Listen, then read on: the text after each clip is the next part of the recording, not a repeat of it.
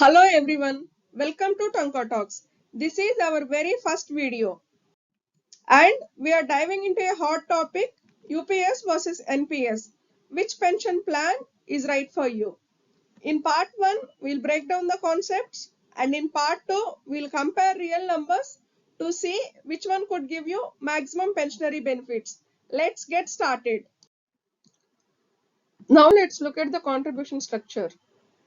In the national pension system, NPS, employee contributes 10% of basic pay plus DA, while the government contributes 14% of the same. Both of these contributions, employee and government, are directly credited to the employee's PRAN account. In the unified pension system, UPS, employee still contributes 10% of basic pay plus DA. However, the government contributes 18.5% plus DA. Out of this total, 10% of employee plus 10% of government along with the DA, these both are credited to employee's PRAN account. The remaining 8.5% of plus DA is credited to what is known as government pooled corpus. We will explore the concept of pooled corpus in the coming slides. Since the launch of a unified pension scheme on 1st April 2025, you have probably been hearing the terms individual corpus and benchmark corpus quite a bit over the past few weeks. Let us take a moment to simplify what they mean and understand how they are calculated. The individual corpus is the actual amount you would have accumulated in your pension account by the time you retire. This includes your contributions and government contributions and the returns earned over the years. On the other hand, benchmark corpus is a theoretical value. It represents the amount you could have saved by the time of your retirement, assuming consistent contributions and a standard rate of return set by the scheme. In short, individual corpus is what you actually save, and the benchmark corpus is what you could have had under ideal conditions. And both of these corpuses are calculated taking 10% of employee plus 10% of government plus DA. Let's take a practical example to understand this better. Suppose an employee makes partial withdrawals from their PRAN account during service for reasons like children education, marriage, medical emergencies, or buying a house. What happens in this scenario? Although the employee has made contributions, the withdrawn amounts are no longer part of the accumulated funds. Now, let's see how this affects pension calculation. When calculating benchmark corpus, the system considers the total employee contributions without deducting withdrawals. This represents the theoretical or expected accumulation over time. However, when calculating individual corpus, the system reflects the actual available amount in the PRAN account. Since withdrawn amounts are no longer in the account, they are not considered in the individual corpus. So, in this case, let's assume the benchmark corpus is 10 lakhs, but the individual corpus is only 8 lakhs. What do you people think? Is this employee eligible for 100% pension? No. Because of this shortfall, the employee would not be eligible for 100% pension benefits. To receive the full pension, the employee would either need to recoup the 2 lakh shortfall amount at the time of retirement or accept a proportionately reduced pension. Let's talk about withdrawals under the NPS and UPS schemes. Under the NPS, you have the flexibility to extend beyond 60 and continue contributing up to the age of 75. You can also choose to exit any time between 60 and 75 years. In contrast, UPS allows contributions only up to retirement age. In most of the cases, that age is 60, though in some sectors it can go up to 65. Both schemes allow partial withdrawals. In NPS, if you exit prematurely, certain conditions will apply.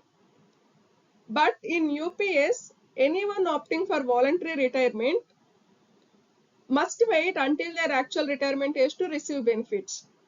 When it comes to corpus withdrawal, up to 60% can be taken in both the plans. UPS offers a lump sum amount at the time of retirement, and all other standard retirement benefits apply in both the schemes. Just to add one more point, here the lump sum payment will equals 1/10 of emoluments pay plus DA as on retirement date for every 6 months of completed service. It will not reduce the amount of assured pension. Moving on to pensions. In the NPS, your pension depends on your 40% retirement corpus with no minimum guarantee. In contrast, UPS offers fixed and assured pension after 25 years of service plus dearness relief to adjust for inflation. And it offers assured minimum pension of 10,000 rupees who retire after completing at least 10 years of service. Under UPS, if your individual corpus is greater than BC or if your individual corpus is equal to benchmark corpus, it provides 100% of the pension. But if IC is less than BC, your pension is proportionately reduced, which we have already discussed in the contributions slide earlier. In NPS, if a subscriber passes away after retirement, nominee or legal heirs have the flexibility to choose whether to receive the 40% accumulated corpus as a lump sum or use it to purchase an annuity. But this option depends on the annuity plan chosen by the subscriber at the time of a retirement. In UPS, if the subscriber dies after retirement, a family pension is paid only to the spouse. If both passes away, no further benefits are provided as per current rules. To understand which scheme is better for us, we need to consider some essential points. These points will be discussed in this slide. NPS is market linked while UPS is a hybrid scheme. In both schemes, subscriber can choose between active or auto investment option, and subscriber can make additional contributions along with their regular contributions.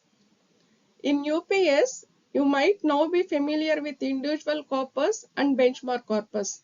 We will discuss scenarios where IC is greater than BC and where IC is less than BC. In cases such as missing credits, partial withdrawals, or when the subscriber chooses an active plan that underperforms compared to the auto plan, the individual corpus may be less than benchmark corpus. In cases where there is an extra credit or active choice outperforms the auto choice, the individual corpus may be greater than benchmark corpus.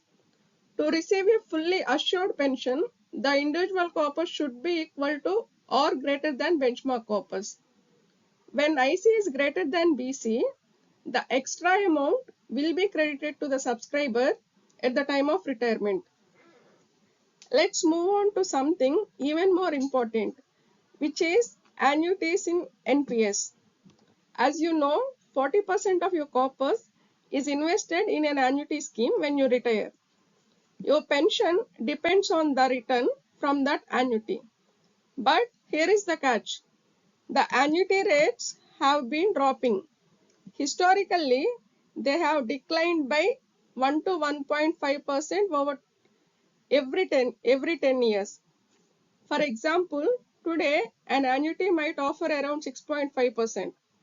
But by 2045 or 2055, when many of us retire, that could fall to 5.5% or even lower. And that means lower pension payouts. What factors affect annuity rates?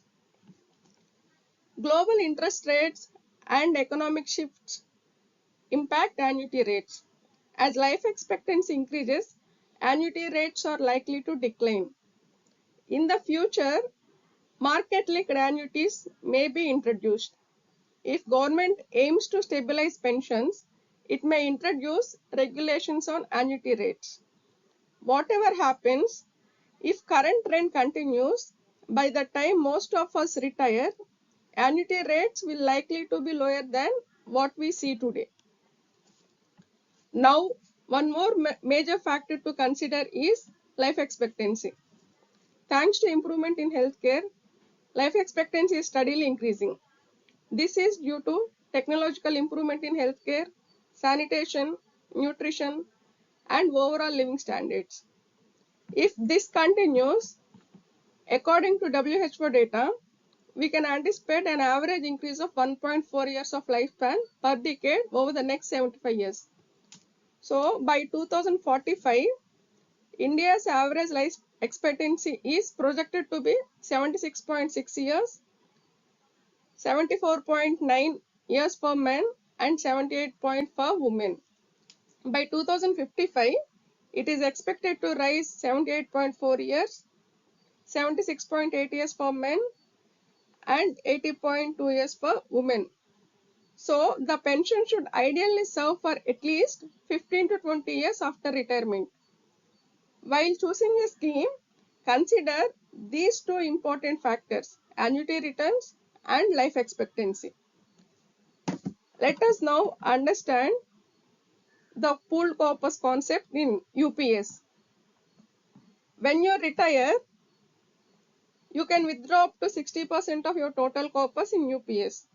The remaining 40%, or if it is not withdrawn, 40% to 100% is moved into the pooled corpus, a shared fund created from everyone's corpus plus government support. This common fund pays monthly pensions to retirees, and if it falls short, the government tops it up to ensure your pension does not stop. Over the time, as more retirees contribute, the corpus grows stronger. By 2070 to 2080, it may become self-sustaining, meaning the government support might no longer be needed. And when we pass away, our portion stays in the fund, continuing to support future retirees just like it supported us.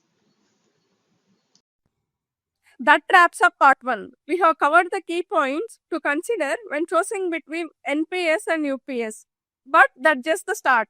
In part 2, we'll go hands-on with the real Excel model, using monthly contributions to get projected returns, retirement corpus, and pension amounts, all compared side by side for both schemes. Stay tuned, and if you find this helpful, consider subscribing for more. And grab the Excel sheet in the next video. Thanks for watching. See you in part 2.